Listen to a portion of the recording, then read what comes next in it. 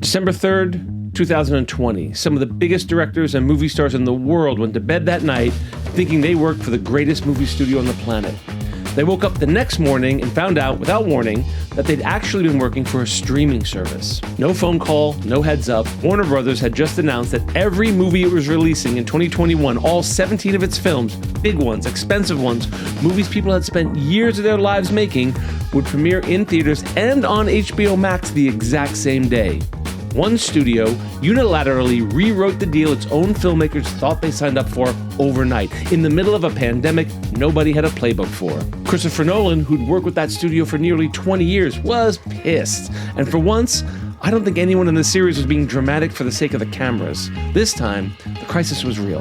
Hey, I'm Mike. I studied film, I work in TV, and if you love movies as much as I do, hit that subscribe button and get notified when new content's posted. This is the series I'm calling Is Cinema Dead Yet? And this episode is a little different from the first three, and I want to be honest with you about that up front. First, we looked at the effects sound had on the movie business, then television, then home video.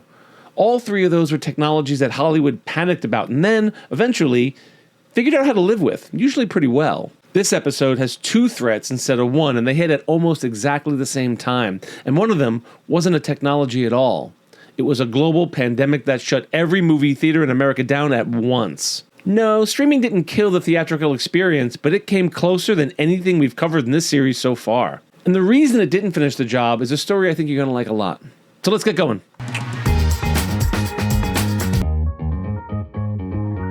Quick reminder of where we left off last episode. Netflix, a scrappy DVD by mail company, gets laughed out of a Dallas boardroom by Blockbuster in the year 2000 when it offers to sell itself for $50 million. Netflix does not take that rejection well, in the best possible sense. In January of 2007, they launched something called Watch Now, instant streaming, bundled for free into the existing DVD subscription with about 1,000 titles available at launch, mostly older catalog stuff. Because broadband internet in most American homes still couldn't reliably handle much more than that. It's small, it's clunky, almost nobody at the time thinks this is the future of the entire entertainment industry. Blockbuster, meanwhile, spends the back half of the 2000s trying to figure out its own answer, too slowly, weighed down by its own debt, and a business model built entirely around physical stores and late fees. It files for bankruptcy on September 23, 2010. The company that laughed Netflix out of the room is gone within a decade. Netflix, though, is still standing. And Netflix doesn't stop at just streaming other people's content. Streaming grows slowly through the rest of the 2000s, mostly bundled in as a free add-on to the DVD subscription, expanding onto game consoles and set-top boxes as broadband gets more common in American homes. But the real drama of this stretch isn't Netflix's rise. It's Netflix nearly torpedoing itself. In the summer of 2011, flush with streaming growth, Netflix announces it's splitting its DVD by mail and streaming services into two separate products. Streaming stays under the Netflix name, and the DVD business gets spun into its own company with its own website, its own login, and initially its own name, Quickster. Customers who wanted both services now needed two separate subscriptions and two separate accounts. What? It was, by pretty much universal agreement, one of the worst received product decisions in the company's history. Boo. Subscribers revolted. Roughly 800,000 of them canceled outright, and the stock price got cut nearly in half within a few months. Reed Hastings, one of the founders of Netflix, reversed that decision and killed Quickster within weeks. But the damage to Netflix's reputation and its stock price lingered for a while. So this is the state Netflix is actually in heading towards 2013. A company that had just publicly and humiliatingly walked back one of the biggest strategic blunders in its history, trying to figure out how to prove it was still the future of the industry and not just a delivery pipe for other people's content. That's the environment House of Cards drops into in 2013. A full, prestige, big-budgeted television series funded and released entirely by a company that had started as a mail-order DVD business 16 years earlier. That's the moment the rest of the industry has to sit up and take this seriously. Netflix isn't just a distributor anymore. It's a studio. And once the rest of Hollywood sees Netflix's subscriber numbers and its stock price, everybody wants in. Disney launches Disney Plus on November 12th, 2019. Apple launches Apple TV that same month. Warner Brothers and NBC Universal are both racing to get their own streaming services out the door too. This period gets a nickname almost immediately, the Streaming Wars. Every major media company in America more or less simultaneously decides the future of the business is a monthly subscription and a red or blue or purple app icon on your phone. This is where the industry stands in early 2020. Streaming is growing fast, but movie theaters are still doing real business. 2019 posted the second best domestic box office ever, over $11 billion. Nobody thinks the theatrical model is dying. Streaming looks like a second front, not a replacement. And then, in March of 2020, everything just stops.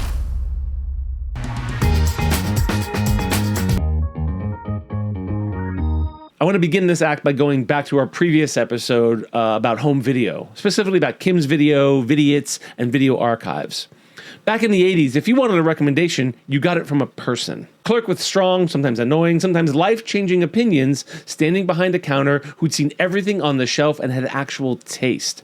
Taste you could push back on, argue with, learn from. That's how a kid working at a video rental store in Manhattan Beach, California turns into Quentin Tarantino. That's how the section for Godard gets a handwritten note that just says God at Kim's Video instead of an algorithmically optimized label engineered to maximize clicks. That recommendation had a face. It had a personality. It could be wrong in interesting ways. And sometimes those interesting wrong recommendations are exactly the ones that change how you think about movies forever. I want you to hold on to that image because this act is about what replaced it, and it started years earlier, and much quieter than most people realize. Back in 2006, while Netflix is still purely a DVD by mail company, years before streaming even exists, they do something a little strange. They publish a massive, anonymous data set of about 100 million movie ratings from nearly 500,000 of their own customers, and they offer a straightforward challenge to the entire world. If you can improve the accuracy of our recommendation algorithm by at least 10%, we'll pay you $1 million cash. Thousands of teams all over the world spend the next 3 years chasing that money. It becomes one of the most famous open competitions in the history of data science. In September of 2009, a coalition calling themselves Belcore's Pragmatic Chaos finally crosses the 10% threshold and wins the prize. And here's the punchline, which I love. Netflix never actually used their winning algorithm, not because it didn't work. It worked exactly as advertised, but by the time they'd paid out the $1 million, the entire business had shifted underneath them, from mailing discs to streaming video. And the winning formula, built for a world of 5-star DVD ratings, didn't map cleanly onto a world where the real signal was what you clicked, what you finished, and what you abandoned 10 minutes in. Netflix got something more valuable than the algorithm itself out of that whole exercise, though. 3 years of the entire world's smartest data scientists proving conclusively that this was a solvable problem. That how a person watches things is, in fact, predictable. Which brings us to 2011 and the decision that changes what Netflix actually is. A political drama called House of Cards comes up for auction. It's a remake of a well-regarded 1990s BBC miniseries with David Fincher attached to direct and Kevin Spacey attached to star. Every major network and cable channel in the business is circling it. And Netflix, instead of just guessing whether audiences would want this, goes back into its own data and asks the question directly. What they find is a clean, striking overlap. The subscribers who'd watched the original British version all the way through were disproportionately the same subscribers who loved Kevin Spacey films and who watched David Fincher's movies start to finish without dropping off. 3 separate audiences, one shared core. I know, it's a pretty strange Venn diagram, huh? Armed with that, Netflix does something no studio had ever done at this scale. They don't ask for a pilot, they don't ask for a script sample, they commit $100 million sight unseen to 2 full seasons, 26 episodes, based substantially on a data pattern. Netflix's own chief content officer would later describe the greenlighting process as roughly 70% data and 30% human instinct, with the important caveat that the human 30% had to be the part making the final call. And the data-driven thinking didn't stop once the show was greenlit. When it came time to market House of Cards, Netflix didn't run one trailer. They cut somewhere around 10 different trailers, each one built for a different slice of their own audience. Moody, atmospheric cuts of Fincher's visual style for the Fincher fans. Spacey forward cuts built around his performance for the Spacey fans. Trailers leaning on strong female characters for people who'd recently watched something like Thelma and Louise. Same show, 10 different pitches, each one algorithmically aimed at the exact subscriber most statistically likely to click it. And then, on release day, they made one more decision that had nothing to do with tradition and everything to do with data. They dropped all 13 episodes of the first season at once. No waiting for next week's episode, no appointment viewing. Why? Because their own viewing data told them that's how people already wanted to consume it, in one sitting, on their own schedule. The same instinct we talked about back in our home video episode, just running at internet speed instead of VHS speed. House of Cards becomes a huge hit. More importantly, it becomes a proof of concept. Hollywood had commissioned shows on hunches, star power, and executive relationships for 100 years. Netflix had just commissioned one off a spreadsheet and data, and it worked. Now here's the part that I think matters most for where this series is headed, because it didn't stop at greenlighting one show. That exact same underlying machine is running right now every single time you open a streaming app. It's just not recommending you a next show anymore. It's recommending you which version of the artwork to show for the exact same title. Netflix shows different subscribers different thumbnail images for the identical piece of content based on which faces, colors, or moods that specific person tends to click on. Two people can open the same app and see completely different cover art for the same movie. The algorithm isn't just guessing what you want to watch, it's guessing what will make you want to watch it, one pixel at a time. And industry estimates suggest a genuinely staggering share of what actually gets watched on these platforms by some measures, something like 70% of it, is driven directly by the recommendation engine itself, not by a person independently deciding what they wanted to see and searching for it. So go back to that clerk at Kim's Video one more time. Both of these things are technically recommendation engines, but only one of them has ever handed you something because it was strange, because it might change you, because they thought you were ready for it even if you didn't know it yet. The other one hands you something because 40 million data points suggest you're statistically unlikely to stop watching it. I don't think this industry has fully reckoned yet with what happens when that second kind of recommendation quietly becomes the only kind most people ever get. That's not a rhetorical trap. I genuinely don't know the answer. But I think it's the quietest, least discussed threat in this entire series, and it was already running in the background years before anyone had heard the word COVID.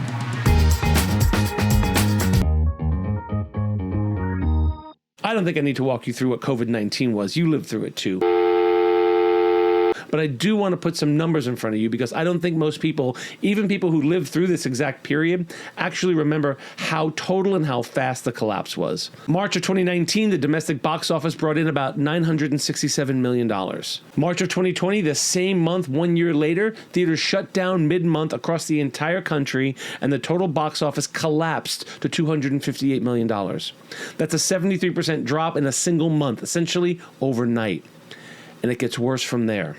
For the rest of 2020, the domestic box office never cracked $100 million in a single month, not once. The full year finished at roughly $2.28 billion, down 80% from the $11.4 billion the industry had done just the year before. To put that in perspective, Hollywood lost in a single year more box office revenue than most entire decades generate in losses across the whole history of the medium. Every single theater chain in the country, AMC, Regal, Cinemark, all of them, either partially or fully shut down. Some markets, including California and New York, stayed closed for the better part of a year. This wasn't a slow bleed like television in the 1950s, or a legal fight that dragged out over years like with home video. This was the entire theatrical distribution system for American film simply switching off worldwide within about a 2-week span. And here's the thing that makes this episode structurally different from everything else in the series. Every previous threat we've covered gave Hollywood time to think, to strategize, to build a cinerama, or lobby Congress, or cut a licensing deal. COVID didn't give the industry that luxury. Every studio in America had finished films sitting on shelves with nowhere to release them, and a business built almost entirely around people gathering together in enclosed rooms. The one thing public health orders were now explicitly telling everyone not to do. Something had to give, and the thing that gave was the 90-year-old wall between theaters and everything else. The theatrical window, as it's called, the idea that a movie plays exclusively in theaters for a set stretch of time, historically around 90 days, before it's available anywhere else, had been sacred in this industry for generations. It's the whole economic foundation the theater business runs on. Break the window, and you break the reason anyone needs to leave the house at all. In April of 2020, with theaters closed and no reopening date in sight, Universal made a call nobody had seriously made before at this scale. They took their movie Trolls World Tour, a movie that had been fully marketed for a theatrical release, and put it directly on premium video on demand instead. Rented at home, same weekend it would have opened in theaters. No 90-day wait required. It made real money doing it, and it genuinely surprised a lot of executives with how well a family film could perform as a home rental. And it set off exactly the alarm bells you'd expect. Theater owners were furious because this looked less like a one-time emergency measure and more like a preview of a future where studios simply didn't need them anymore. Then, in September of 2020, Disney does something even bigger. Mulan, a tentpole, 9-figure live-action remake, skips a traditional theatrical release almost entirely and goes straight to Disney Plus instead, through a Premier Access Pass that lets subscribers pay extra to watch it at home the same day it hit a handful of open theaters overseas. Both of these movies get treated at the time as emergency, pandemic-only exceptions. Temporary. A bridge to get through a crisis nobody had a map for. They were not temporary, though. They were a preview. Which brings us back to where we started this episode. December 3rd, 2020. Warner Media CEO Jason Kilar announces that every single Warner Brothers film releasing in 2021, all 17 of them, including Denis Villeneuve's Dune and the long-awaited fourth Matrix film, will premiere simultaneously in theaters and on HBO Max at no extra charge for subscribers already paying for the service. This wasn't Universal quietly experimenting with one family movie during an emergency. The entire year's release strategy had been restructured, announced with essentially no warning to the filmmakers, actors, co-financiers who built those films, assuming a normal theatrical release and the normal back-end money that comes with one. Christopher Nolan, whose relationship to Warner Brothers stretched back to Insomnia in 2002, who delivered the studio the Dark Knight trilogy, Inception, Interstellar, Dunkirk, was not quiet about it. He didn't stop at being disappointed. He told the trade press that some of the industry's biggest names had gone to sleep thinking they worked for the greatest studio in the business and woke up working for the worst streaming service on the market. That's the line we opened this episode with, and I want you to sit with how unusual it is for someone at Nolan's level to say something that pointed, that publicly, about a studio he'd been loyal to for 2 decades. And it wasn't just Christopher Nolan.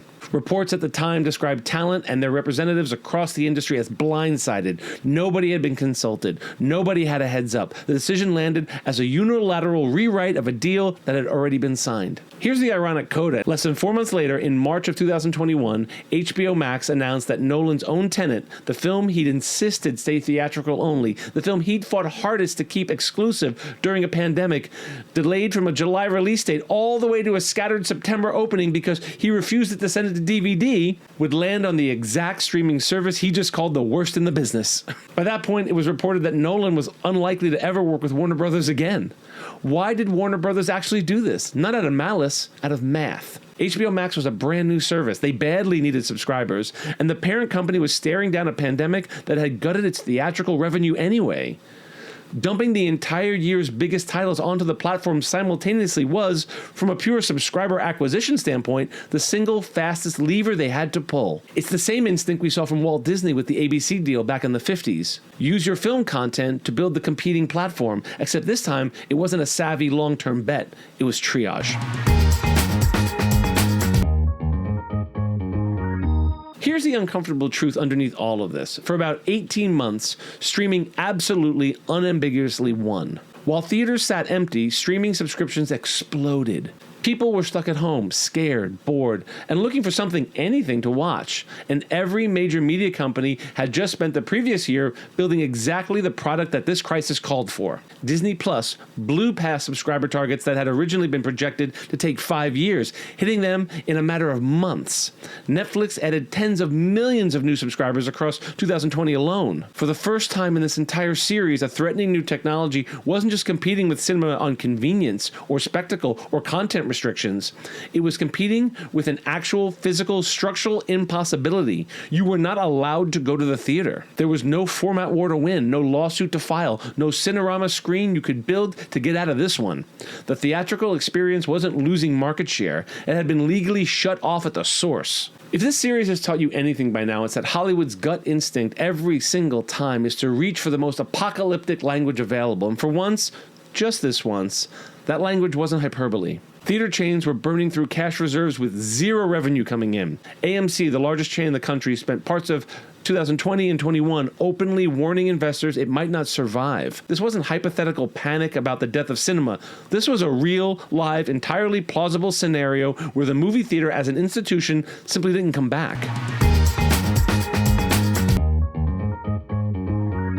After the pandemic, though, movies did indeed come back. And the way it came back is, I think, the best evidence anyone has produced in this entire series for what people actually want out of a movie theater. Reopening was slow and messy. Vaccines rolled out through 2021, restrictions lifted unevenly market by market, and even once theaters could legally open, audiences were slow and cautious about coming back. Big releases kept getting shuffled and delayed. Day and date streaming, which had started as an emergency measure, quietly became normal practice at more than one studio. And theater owners spent years worried that the habit of moviegoing itself might just be permanently broken. That people had gotten used to premieres on their couch and simply weren't going to unlearn it.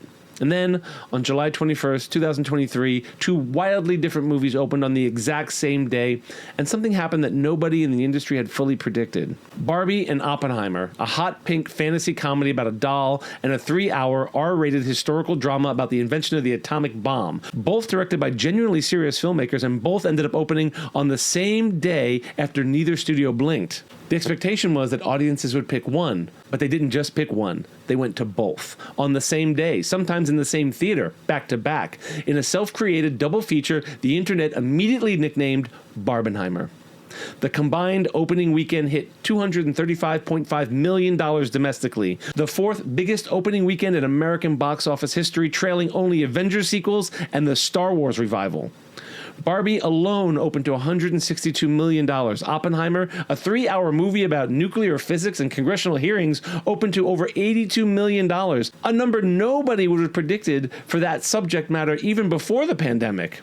And this wasn't franchise fatigue relief either. Neither of these was a superhero sequel. There was no existing cinematic universe doing the marketing for them. What actually happened is that two directors with real, distinct voices made two ambitious, non-franchise films, released them on the same day as a kind of cultural dare, and audiences didn't just show up. They turned it into an event. A costume-optional, meme-generating, plan your Saturday around an event. The kind of shared communal experience that, and I want you to remember this from a couple episodes back, that a movie theater can do and a living room, streaming or not, structurally cannot. 3 years after the industry's darkest moment, the exact same medium that had supposedly been made obsolete by a lockdown world put up one of the best single weekends in its entire history. Not despite streaming's dominance, in some ways arguably because of it. Because after 3 years of premieres arriving quietly on a home screen, an actual event, one you had to leave the house and stand in line for, felt like something people had been missing without fully realizing it.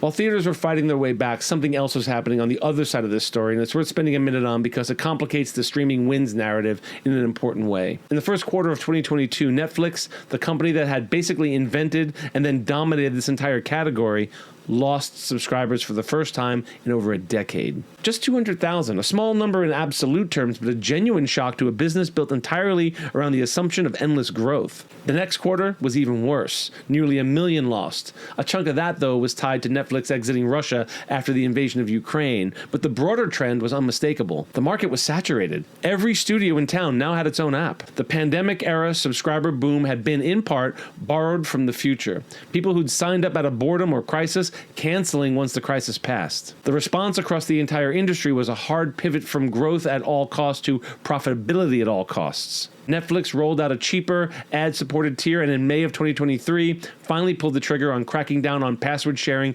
between households. Something they tolerated, even joked about publicly for years because it drove awareness and growth. Turns out an estimated 100 million households worldwide were watching Netflix without paying for it directly. And once growth stalled, that stopped looking like free marketing and started looking like $9 billion a year in revenue just sitting on the table. Warner Brothers Discovery, formed out of a merger completed in 2022, made deep cuts across the board, shelved already completed projects for tax write-downs rather than release them at all, and rebranded HBO Max to just Max, in a genuinely confusing corporate identity crisis that, tellingly, they'd eventually reverse. This is the part of the story that doesn't get talked about as much as Barbenheimer, but I think it matters just as much for this episode's thesis. Streaming didn't just fail to kill theatrical exhibition. Streaming ran headlong into its own physical limits. There are only so many subscriptions a household will pay for, only so many hours in a day, and it turns out infinite content libraries don't actually solve for infinite demand. The technology that terrified the industry in December of 2020 was by 2023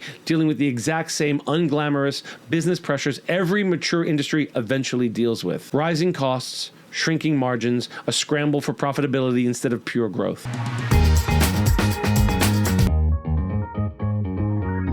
So same question we've asked at the end of every episode in this series. What actually died? The old theatrical window, the reliable 90-day exclusivity period, is functionally gone, and it's not coming back in its old form. Day and date and shortened windows are now a normal, permanent part of how major releases are handled, not a pandemic-era exception. A certain tier of movie, the mid-budget adult drama, the smaller character piece that used to reliably find a theatrical release in the 90s and 2000s, has largely permanently relocated to streaming, where it can find an audience without needing to justify a multiplex screen against a superhero tentpole. And the assumption that a finished movie automatically gets a theatrical release at all, the assumption Hollywood operated on for over a century, is now just one option among several, decided film by film based on a spreadsheet. What didn't die? What actually got clarified in a way this entire series has been building towards is the value of the thing only a theater can offer. Every threat we've covered in this series forced cinema to answer a specific question about what it was actually for. Sound forced it to figure out that dialogue and silence both mattered.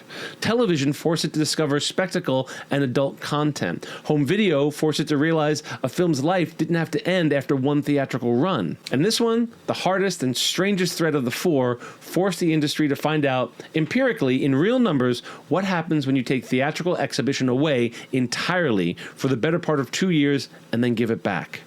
The answer turned out to be Barbenheimer. Turns out when the thing on offer is genuinely event-worthy, people don't just tolerate leaving the house. They organize their entire weekend around it. They dress up for it. They turn it into a shared cultural moment that a streaming release arriving quietly into 40 million living rooms on a random Tuesday simply cannot replicate. Not because streaming is bad, because a living room structurally is not a room full of strangers laughing at the same joke at the same second. Streaming and COVID didn't kill the movies. They ran the closest thing to a controlled experiment this industry has ever been forced to run. Take the theatrical experience away completely, then measure exactly how much people actually missed it.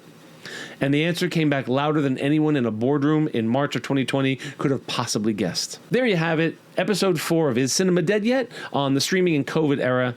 We've now covered 4 different moments where the entire industry was sure the end was coming: sound, television, home video, and a global pandemic paired with the entire streaming revolution. 4 separate funerals. Cinema showed up to all 4 of them, and it's still here. Well, that brings us up to date, and we lived happily ever after. No more threats to Hollywood, right? Okay, I know. The next big threat is happening right at this very moment. It's AI. But I have to be honest, I don't know what that threat looks like yet. It's just too early to determine the effect AI will have on the industry. I have some guesses. I bet you do too. Leave them in the comments because I genuinely love to hear how you think AI will affect Hollywood. Is it the death knell for the movie business, or is it just a lot of smoke and mirrors? Hint. I think it's all smoke and mirrors. As always, I'd love to read your thoughts on the streaming era and the pandemic's effects on Hollywood in the comments below. Film is about community. I'm Mike, and I love movies.